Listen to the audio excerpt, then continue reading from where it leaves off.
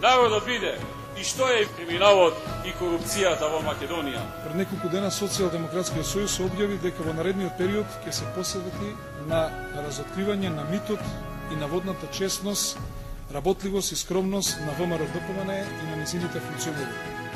Денес уште еднаш ќе покажеме дека тврдењето на ВМРО-ДПМН дека е честна партија, блиска до народот, не е ништо друго туку мит кој пропагандатна машинерија на партијата на власт го гради.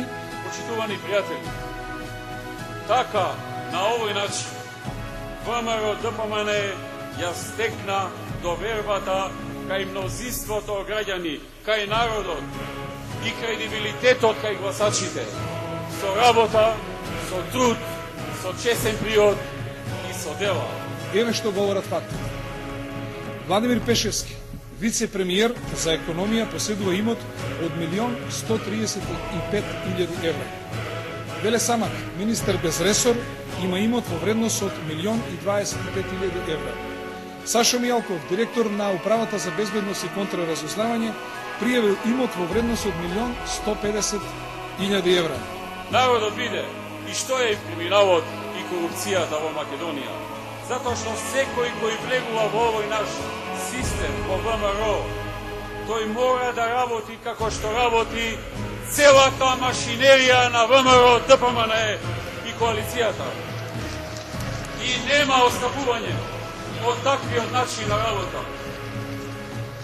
чија максима е, ако е можно да се направи нешто повеќе. Виктор Мизо, директорот на Агенцијата за странски инвестиции, поседува имот во вредност од 1.660.000 евра.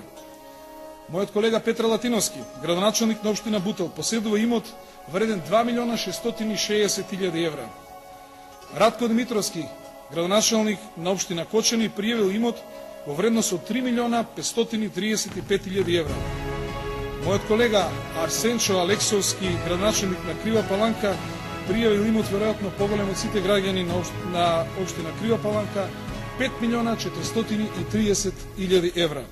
Едно јасно, кај нас во ВМРО принципот е, ако е можно да се направи нешто повеќе, еднаш кога ќе се дојде на функција, независно која е таа функција. Листата на нафатирани ВМРО-вски функционери е далеку од исцрпена со овие неколку примери и безобразлукот не завршува тука. И покрај официјално пријавениот имот од повеќе од половина милион евра, министерот Миле Јанакиевски, министер за транспорт и врски, живее во зграда со социјални станови изградени и наменети за млади брачни парови. Имајќи го предвид фактот дека Јанакиевски во истојот стан живеел и пред да стапи во брак, има обврска да ја објасни на македонската јавност по кој основ го добила овој стан. Народот биде. Или по кој основ станот во истата зграда го добила неговата колешка Гордана Јанкуловска, која, да подсетиме, се уште не е во брачен статус. Деталниот увид на анкетните листови на функционерите на ВМРО-ДПМН на површина извади уште еден симптоматичен елемент. Имотот кој на високите државни функционери од оваа партија го поседуваат во странство.